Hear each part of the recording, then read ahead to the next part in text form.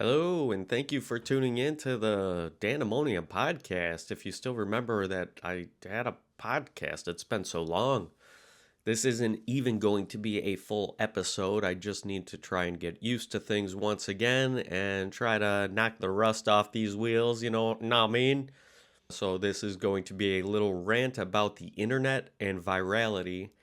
And I would like to start off by saying that the internet is fake. You know what was good about pre-internet? Even though everything was fake back then, at least we didn't know it was fake. Now everything is fake and it's just right in front of your face. We're a bunch of little crackheads out for that online dopamine. Nah, I mean. See, right there, I was going to actually combine dopamine and nah mean and just say dope nah mean, but I didn't think that you would get it, and if you have to explain it, which I just did, then it isn't funny until you spit on that thing. So right now, online, we have AI fakes, we have cheap fakes, deep fakes, queer bait, and everything out there is cake. Nothing's real, everything is fake. What the fuck is going on? Like, boys are girls, girls are boys, and right now, Hawk 2 is all the noise. That's it, that's all you see. People may say, it's okay, we are just in evolving different times. I say different indeed. Where up is down, left is right, my shit smells like roses because I say it does, and there's nothing you could do about it. By the way, be sure to check out my new hit song, Sniff from a Rose. And that's a pun, stay with me here, like seal, sniff, kiss from a rose. Anyhow, that was stupid. But it is all fake. That is true. The only thing real out there right now on the internet is that Justin Timberlake is definitely a lizard person. It's like the Sasquatch series. How many episodes of Sasquatch can you watch before you're like, they're not going to find him? Or the haunting or the ghost shows. I don't know about you, but the only reason I ever watched a ghost show is because I wanted to see a fucking ghost. But you never see one. So it's like, okay, you got to deal with the fact, fool me once, shame on you. Fool me 3,000 times, shame on me. But it's a stupidity that keeps our interest and piques our interest a lot of times, and it's getting worse, it's compounding. The most interesting things come from originality, and this is few and far between. It doesn't include shaking your ass videos, clickbait, TikTok dancing, reaction videos, those stupid videos with a little floating face and a finger pointing up like this. You gotta click on this right here.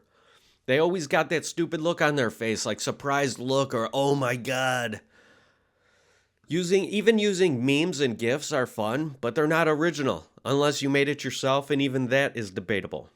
And right now, so online, this is how it works. Like, algorithms dictate trends dictate collective conformity, which I consider a mass psychosis of sorts. Collective conformity dictates stupidity, and stupidity becomes the algorithm. It seems to compound and pick up speed in this vicious cycle. Many even question whether it's already too late for course correcting. I believe we may already be too far gone in many areas of society. Vicious cycles like increasing growth of the already overreaching government on the democratic republic, the decreasing standards of education and requirements of skilled professions, the increased amplifications of stupidity, overtaxed and underrepresented in many different areas.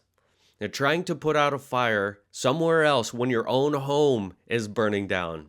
We have hundreds of billions of dollars spent and not reinvested in our own growth, community, well-being, or infrastructure. Instead, you are taxed again to make up for that. For more of the same, it's a vicious cycle. But we ain't gonna talk about that, are we? The most frustrating part about that is there are so many amplified voices out there that do talk about that stuff, and that's great. Discussions are being had, and that is a win. But there is little action. It's all about tune into the next episode and getting those clicks and working on that number, and a lot of times feeding into that algorithm. By the way, you see that recent viral chick at the Oilers game? She flashed those perfect hits. Well, that's all it takes. And you yourself could be collecting a check like her. There is a term for it, and apparently it's collecting that bag. So if something goes viral, collect that bag, make that money, as in that bag of cash. Like that Hawk 2 gal that be making that cash right now. Everything just ends up being a cash grab. Jump in that windy ass money box and grab as much money flying around as you can because it ain't gonna last. On the other side, the internet went instant viral with Hawk 2 and there is nothing that can reverse that. So why not grab that cash? All you have to do is sell your soul and spit on that thing. I don't really know what to say. We're just living in strange times. Possibly the only other person that did it better was Bhad Bhabie. You know that Dr. Phil, Cash Me Outside, how about that girl? It was that moment she said, "World, I'm here." She launched a career in music. Like right now, one of her songs, "Hi Bitch, What You Know," is holding 229 million views on YouTube. And what you know about Gucci flip-flops holding 208 million. Not gonna lie, her songs kind of slap. I mean, where can you go from there with all that internet clout? The only place is OnlyFans, and that's where she goes on to showing her butthole and more to reach some 50 million in the bank. So, you know what?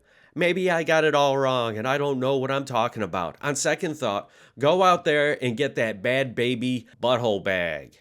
I bet you that Hawk 2 girl could start an OnlyFans right now, show her butthole, and put 50 million in the bank in 1 month, and that's a hefty bag.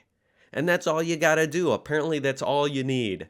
All right, so I don't want to hear you ladies bitching about how it's easier for men and to make money and this. Are you kidding me? All you got to do is sell your soul and you could be making that money. It doesn't matter what you look like. Maybe you might not make as much. But hey, we can all do a little something to go out there and try to get that Bhad Bhabie butthole bag. You know what I mean? Make that cash while it's hot. Sell our soul. Spit on that thing. Spin it around. I don't know. Now, I have to admit, there was a lot of funny stuff that came out of that small interview clip. But the fact that everyone jumps on the bandwagon is what I find annoying about everything. It's almost like purposely manufactured into a wonderful distraction. I'm not too highbrow to see the humor in it, but it just gets super annoying because then that becomes the thing, but it's low value entertainment. There's an overabundance of great things out there also. The thing with that kind of entertainment, and I won't call it entertainment, it's more like educational, you have to think. You have to give it your attention. It's not this low value 10-second clips drowning in a TikTok brain. Information is powerful and we need more of that out there. We need to amplify that sort of stuff. Learn about something new. There isn't anything out there that you want to know about that isn't there. It's all there. There, I've said my piece, okay? I've said my piece. Why don't you tune in next year for another episode of the Dandemonium Podcast? That's my rant. I hope everybody enjoyed it. Bye.